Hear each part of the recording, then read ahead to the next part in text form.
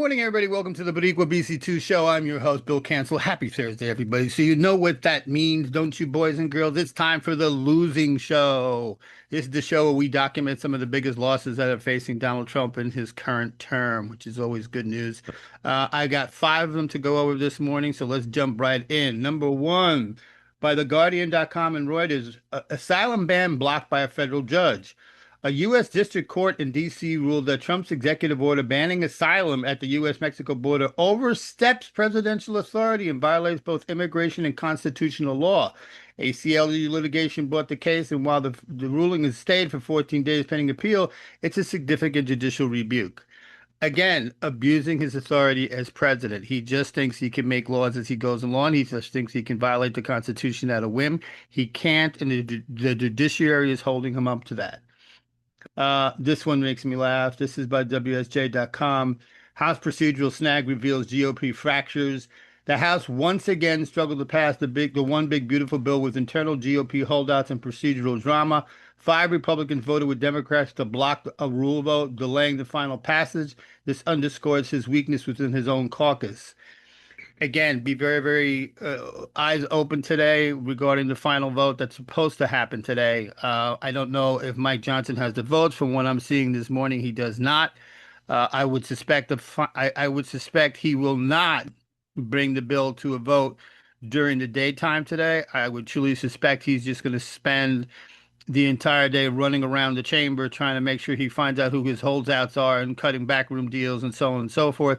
And I would expect the vote to come, of course, in the middle of the night tonight when nobody's watching. So that's my thoughts. And again, as a cautionary measure to everybody who's watching this story develop today, please make sure you double check, triple check, quadruple check any tweet, skeet, news post, whatever you got, before you start reporting on this, because we don't want incorrect news to be, disseminated. We need to make sure that everything we're saying about this is factual. Um, Coming up next by Reuters, Wall Street jitters amid policy uncertainty. Really? Is that surprising? Major indexes like Nasdaq and S&P kept drifting lower while the dollar hovers at a 3.5-year low. The market is signaling concern over Trump's tariff threats, big spending bills, and pressure on the Fed. That's by Reuters.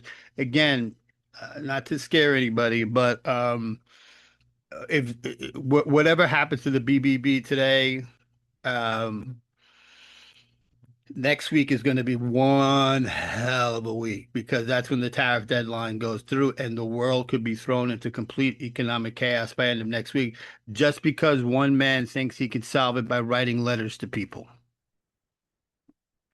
Yes, that's the plan, folks. That's all he's got, writing letters to people. What happened to 90 deals in 90 days?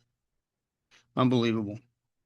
Um, Media and public backlash over 60 Minutes. This is by Reuters.com again. Paramount agrees to pay $16 million over defamation suit tied to a 2020 60 Minutes segment.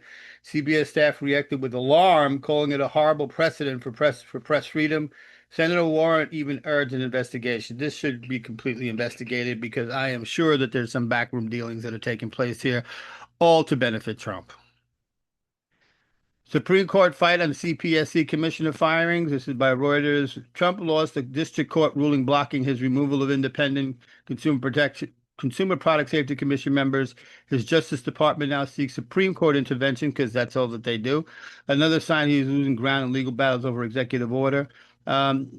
SCOTUS is gone. My understanding, they're gone till October, so I don't know where this is going to go.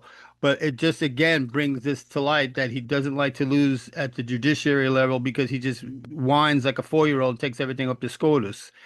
And SCOTUS, we don't need to talk about SCOTUS.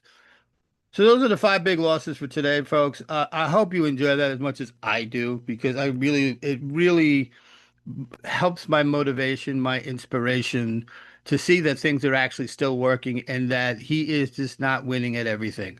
He hasn't won at anything. And if you think about it, since the moment his hand never left the Bible because it wasn't on the Bible, he's been an absolute abject failure. It's just words. He just spews out words with no actions, no nothing. And unfortunately, we're the ones who are paying the price for that. And next week is going to be another one of those weeks, because when he says he's just going to tell people what they have to pay, the world is going to give him back the middle finger, and it's going to get ugly. Everybody have a fantastic Thursday. Wish you all well, and we'll see you again tomorrow morning for the morning report. Take care.